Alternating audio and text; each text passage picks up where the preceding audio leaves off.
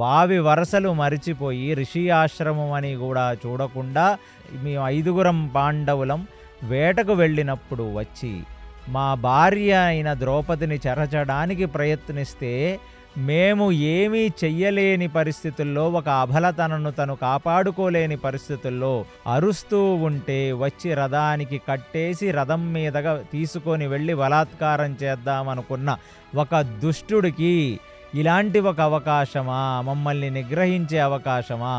వాడు ఇంత అధార్మికుడై ప్రవర్తించిన భీమసేనుడు నేను కలిసి ఆయన్ని చంపకుండా వదిలేశామే, దానికి ప్రతిఫలం ఏమిటి కృష్ణ?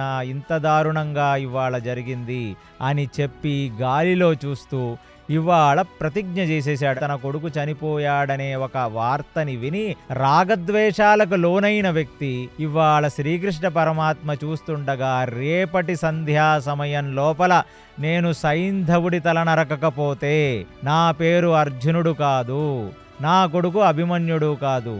అదే కాకుండా నేను వాడి తలని నరకని పక్షాన నేను ఆత్మాహుతి చేసుకొని అగ్నిలో ప్రవేశిస్తాను అని ఒక శబదం పలికేశాడు. అది చూడగానే శ్రీకృష్ణ పరమాత్మ నిర్ఘాంతపోయి చూస్తున్నారు. ఏమిటి వీడింత రాగద్వేషాలకు లోనయ్యాడు? నేను గతంలోనే భగవద్గీత పూర్తిగా చెప్పినప్పుడే చెప్పాను, ఆత్మ నాశనము చెయ్యలేనిది, ఆత్మకు బట్టే శరీరం, కాబట్టి ప్రతివాడు చనిపోవాల్సిందే. ఎలా అయితే ప్రొద్దున్నే లెగిసి స్నానం చేసి మళ్ళీ ఇంకొక బట్టలను వేసుకుంటాము, అలా ఆత్మ కూడా వేరువేరు శరీరాల్లో ప్రవేశించటానికి మరణం అనే ఒక విషయాన్ని ఎదుర్కొని అలాగా తన యొక్క శరీర త్యాగం చేసి ఆత్మ ఇంకొక శరీరాన్ని ధరిస్తుంది అని నేనింత కూలంకుషంగా చెప్పినప్పటికీను ఒక మాట నన్ను సంప్రదించకుండా ఇంత పెద్ద శబదం చేసేశాడు అర్జునుడు అని నిర్ఘాంతపోయి కృష్ణుడిని చూస్తుండగా, ఇప్పుడు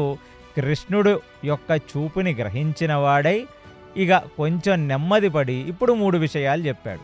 3 విషయాల్లో మాత్రమే జయద్రథుడు సైంధవుడు బ్రతికిపోతారు. ఏమిటి? 1, కృష్ణుడి దగ్గరకు వచ్చి శరణాగతి పొంది నన్ను రక్షించమంటే బ్రతికిపోతాడు. 2, నా అన్నయ్యన యుధిష్ఠిరుడి దగ్గరికి వచ్చి పూర్తిగా మోకరిల్లి శరణాగతి పొంది నాకు ప్రాణభిక్ష పెట్టమని ధర్మరాజుని అడిగితే బ్రతికిపోతాడు.